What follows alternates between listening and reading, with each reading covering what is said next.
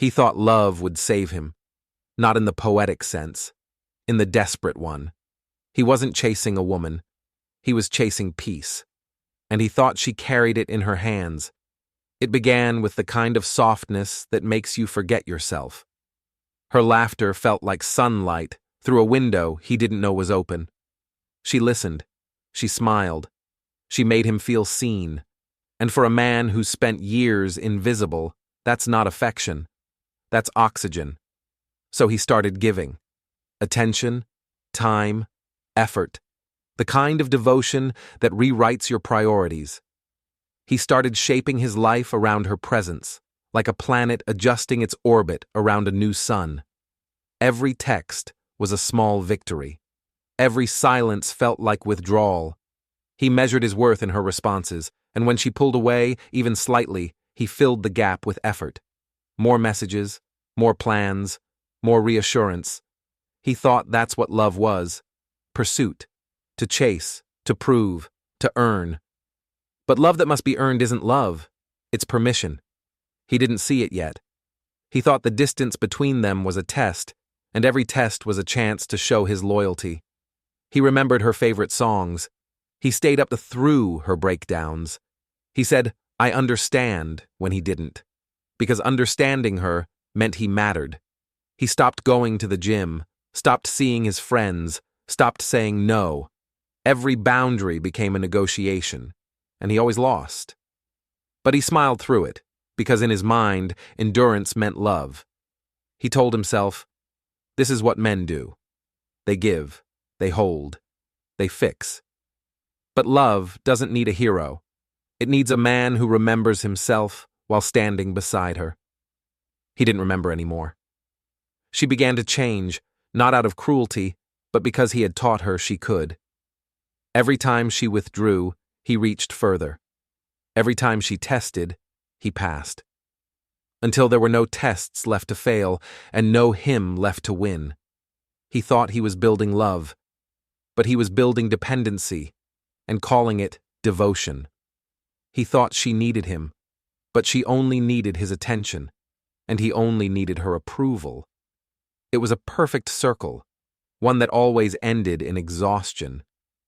He didn't notice it yet, but something in her eyes had changed. The spark that once drew him in now flickered with quiet boredom. Because women don't fall in love with men who orbit. They fall in love with men who stand still, unshaken, rooted, certain. He didn't know that. Not yet. He still believed love was pursuit, and pursuit was all he knew. Love didn't leave all at once. It faded, like light at the end of a long day. At first, he told himself she was just busy, then that she needed space, then that he could fix it, if only he tried harder. So he did. More texts, more gifts, more patience. He became her mirror, reflecting only what she wanted to see, and the more he reflected her, the less of him remained. She began replying slower, smiling less. Her voice softened, but not with love, with detachment. He felt it, but couldn't admit it. Because men like him don't face rejection. They negotiate with it. He believed that if he stayed kind enough, loyal enough, predictable enough, she would remember why she chose him. But love doesn't remember what pity replaces. He started reading her moods like sacred text, analyzing every emoji, every pause. His peace lived and died with her attention. He wasn't a partner anymore. He was an audience. When she grew distant, he didn't ask why. He asked, what did I do wrong? Because in his mind, her happiness was a report card on his worth. That's the illusion. Thinking love is maintained by effort alone. Effort without respect becomes servitude. And she felt it, not consciously, but instinctively. Women don't desire what worships them. They desire what inspires them. He had stopped inspiring her the moment he stopped being himself. He began apologizing for things that weren't his fault. Apologies became his love language. And in that silence between messages, he mistook anxiety for affection. His friends noticed. They told him he looked tired. He laughed it off, said he was just in love. But love shouldn't look like exhaustion. It shouldn't sound like begging. He started dreaming of her often, not as she was, but as he wished she'd be again. And every morning, the space beside him reminded him of the truth. He'd built an illusion, a version of her that existed only through his devotion. And like all illusions, it demanded belief to survive. So he believed harder. When she canceled plans, he said, "It's okay." When she pulled away, he said, "Take your time." When she forgot, he forgave. Every time she withdrew, he filled the silence with understanding. But understanding without reciprocity isn't love. It's self-erasure. He told himself this was strength, to endure, to prove, to hold on. But holding on to what doesn't hold you isn't love. It's denial with good intentions. He thought she'd come back when she saw how much he cared. She didn't. Because love built on submission doesn't invite desire. It invites comfort, and comfort never lasts. The illusion started to crack the day she stopped saying his name the same way. Something in her tone changed, a softness replaced by indifference. He noticed. He always noticed. But, by then, it was too late. Because when a man loses his self-respect for love, he doesn't just lose her. He loses the version of himself that she fell for in the first place. And that's how illusions die. Quietly, politely, in the name of understanding. It happened slowly, then all at once. The silence that used to be peaceful became unbearable. She stopped calling, stopped explaining, stopped pretending, and he kept waiting. He told himself it was just a phase. He'd been through worse. He could fix this too. Because that's what men like him do. They fix, even when they're the ones breaking. He texted her one night, a long message full of honesty and fear. He waited for the 3 dots to appear. They didn't. He waited anyway. The next day, still nothing. 2 days. A week. Her absence grew louder than her words ever were. He stared at the phone like it held his salvation. It didn't. It held his reflection, desperate, hollow, small. He looked at himself in the mirror. His eyes were tired. His posture bent. He looked like a man who had survived a war no one saw. And maybe he had. The kind fought not with weapons, but with silence. He started blaming himself. Maybe he said too much. Maybe he wasn't enough. Maybe she found someone who smiled easier, talked lighter, carried less. That's what heartbreak does. It doesn't just hurt, it rewrites your memories. It turns every good moment into proof you failed to keep it alive. He opened their old photos, searching for signs he missed. Every smile looked staged now, every embrace temporary. He realized he had fallen in love with an idea. The idea that love could heal what he never faced in himself. She didn't betray him. She revealed him. And that was worse. He stopped sleeping. Music hurt. Food tasted dull. His mind replayed conversations like punishment. He found himself whispering her name, not to bring her back, but to remember what it sounded like when he still believed in something. His friends invited him out. He said no. They said he needed to move on. He nodded, but he wasn't moving anywhere. He'd built his world around someone who'd already left it. And when she walked away, gravity changed. Days blurred. Mornings were heavy. Nights heavier. He worked, smiled, answered politely. But none of him arrived with his body. Love didn't just leave. It took pieces of him on its way out. He thought about calling her again. Not to ask her back, but to remind her he existed. He didn't. Instead, he stared at the phone, realizing he had built a shrine out of hope. And shrines don't resurrect the dead. They just keep you kneeling. One night, he finally said it out loud. I don't recognize myself anymore.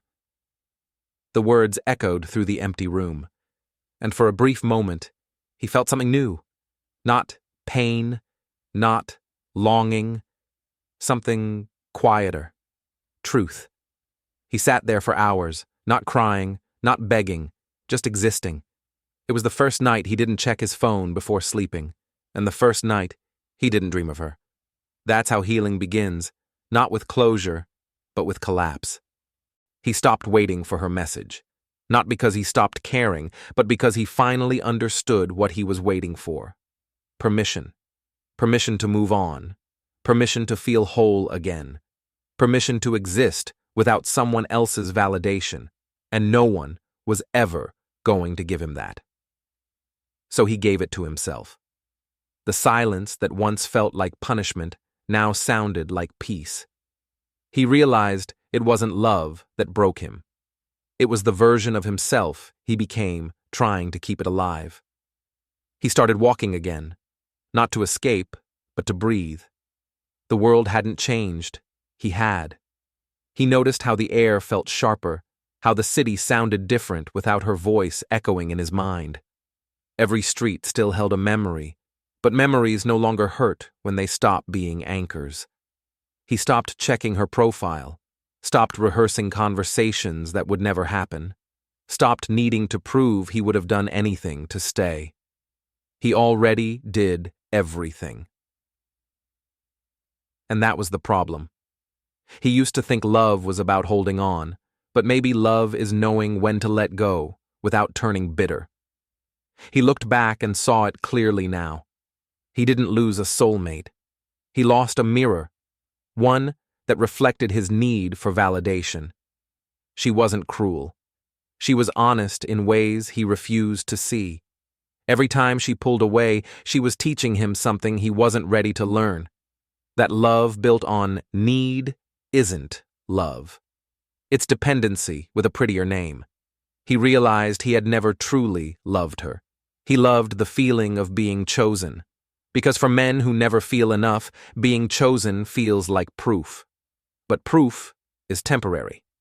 Peace is permanent. He sat one evening, sunlight spilling across his floor, and for the first time in months, he didn't feel empty. He felt light. Not because he filled the void, but because he stopped trying to. He began rebuilding quietly. He picked up his old habits again, the gym, the books, the music. Not to distract himself, but to remember what he once loved before she arrived. He laughed at small things again, the kind of laughter that doesn't need witnesses. That's when he realized happiness doesn't return when someone comes back. It returns when you do. He started writing, not about her, but about himself. The thoughts he buried under affection, the boundaries he confused with selfishness, the standards he forgot to keep. He wrote one sentence over and over: I can love and still walk away. And the more he wrote it, the more it felt like truth. Because real love isn't ownership. It's recognition. You see each other, you grow, and sometimes you part, not as enemies, but as mirrors that finished their work. He no longer wanted her back, not out of anger, but out of understanding. He knew now the love he was chasing was never in her. It was in the man he became when he thought she could complete him. And that man, finally, was coming home. He didn't rebuild his heart overnight.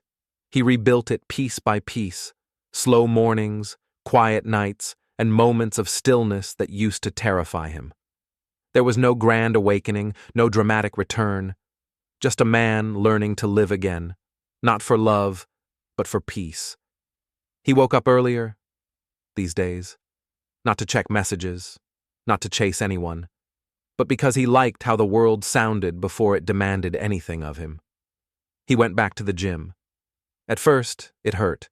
His body remembered the exhaustion, not the discipline. But over time, the pain turned to rhythm, and rhythm turned to strength. He realized something profound. He had spent years trying to be enough for someone else, without ever asking if that someone was enough for him. He didn't hate her. He didn't idolize her either. He just accepted her as part of a lesson he didn't know he needed. Because not all pain is punishment. Some of it is instruction. He learned that silence doesn't mean absence. It means space. For thought, for rebuilding, for truth to grow roots again.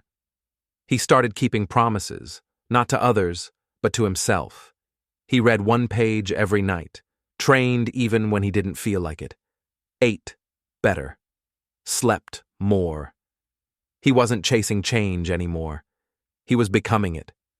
He noticed women differently now, not as validation, but as people. He no longer looked for completion in their eyes, only reflection. He began to understand what real love should feel like. Not a storm that sweeps you away, but a steady fire that doesn't burn you to keep you warm. He wrote in his journal one night, "Respect must come before affection. Otherwise, love is just control wearing perfume." He smiled as he wrote it, not out of bitterness, but clarity. He forgave himself for confusing devotion with desperation, for mistaking surrender for connection, for loving in ways that made him disappear. He no longer wanted to prove anything. He just wanted to be present, calm, grounded, real. People began to notice. The same calm he once forced to please others now came naturally, anchored in self-respect. He didn't chase anymore. He attracted, not through games, but through stillness. Because peace is magnetic when you earn it. And when someone new came into his life, he didn't rush. He didn't perform. He didn't need to. He let her meet him where he stood, not where he knelt. For the first time, he loved without losing himself. And that's what all the pain was for. He didn't thank her out loud, but in his heart, he did. Because she taught him something most men never learn, that sometimes losing someone is the only way to meet yourself. He closed his notebook, looked out the window, and smiled at the sunrise. He didn't need anyone to see him anymore. He saw himself, and that was enough.